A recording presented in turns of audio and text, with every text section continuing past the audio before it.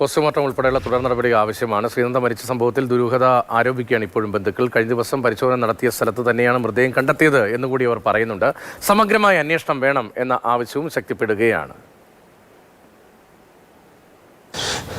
ശ്രീനന്ദയെ കണ്ടെത്താനുള്ള അന്വേഷണം ഊർജിതമായി നടക്കുന്നതിനിടെയാണ് ശ്രീനന്ദയുടെ മൃതദേഹം ചിക്കമംഗളൂരിൽ നിന്ന് കണ്ടെത്തിയത്. വളരെ ദുഃഖകരമായൊരു വാർത്തയാണ്. അവർ വെള്ളച്ചാട്ടത്തിലെ വ്യൂ പോയിന്റ് കണ്ട് തിരിച്ചിറങ്ങുന്നവരെ ശ്രീനന്ദ ഈ സംഘത്തോടൊപ്പം ഉണ്ടായിരുന്നു. അതിനുശേഷം അതിൻ്റെ മറ്റൊരു വ്യൂ പോയിന്റിന് ഇടയിൽ വെച്ചാണ് ശ്രീനന്ദയെ കാണാതായത്.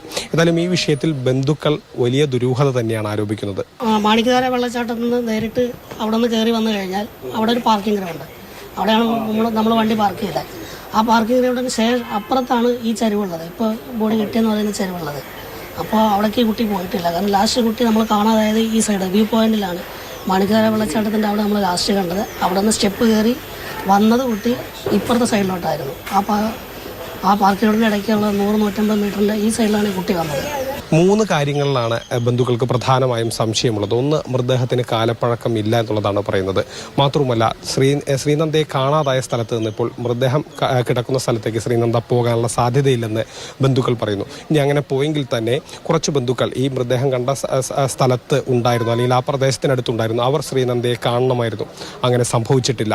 അതുമാത്രവുമല്ല, ഈ പ്രദേശത്തൊക്കെ തന്നെ അന്ന് തന്നെ ശ്രീനന്ദയെ കാണാതായ ദിവസം തന്നെ തിരച്ചിൽ നടത്തിയതാണെന്നും ബന്ധുക്കൾ ആരോപിക്കുന്നുണ്ട്. അച്ഛനും അമ്മ ബാക്കിയുള്ളവരെല്ലാം ഇപ്പോൾ ബോഡി കിട്ടിയെന്ന് പറയുന്ന ആ ഭാഗത്തേക്ക് നോക്കിക്കൊണ്ട് കുറേ പേര് അവിടെ താഴെ ഉണ്ടായിരുന്നു ആ സമയത്ത്. അപ്പോൾ അവിടെ പോയിട്ടില്ല എന്നുള്ള കാര്യം ഷോക്കാണ്. ഒരു ദുരൂഹത ഉണ്ട് എന്നുള്ള 100% നമ്മൾ സംശയിക്കുന്നുണ്ട്. കാരണം അപകടം ഉണ്ടായ സമയം മുതൽ നമ്മൾ ആവശ്യപ്പെട്ട രീതിയിലൊരു സഹകരണമോ നമ്മൾ സംശയിക്കുന്ന രീതിയിലുള്ള ഒരു അന്വേഷണത്തിന് അവർ തയ്യാറായില്ല എന്നുള്ള ഒരു പ്രശ്നമാണ്. കിഡ്നാപ്പിംഗ് എന്നുള്ള രീതിയിൽ തന്നെയാണ് നമ്മളൊക്കെ സംശയിച്ചിരുന്നത്. ഞങ്ങളുടെ സംഘത്തിൽപ്പെട്ട ആൾക്കാർ ആ പരിസരത്തുണ്ട്. സ്വാഭാവികമായിട്ടും അങ്ങനത്തെ ഒരു സ്ഥലത്ത് ഒരു അപകടം നടക്കുമ്പോൾ ആരായാലും ഒരു ശബ്ദങ്ങളോ ഉള്ള ശ്രദ്ധ ഉണ്ടാവുമല്ലോ.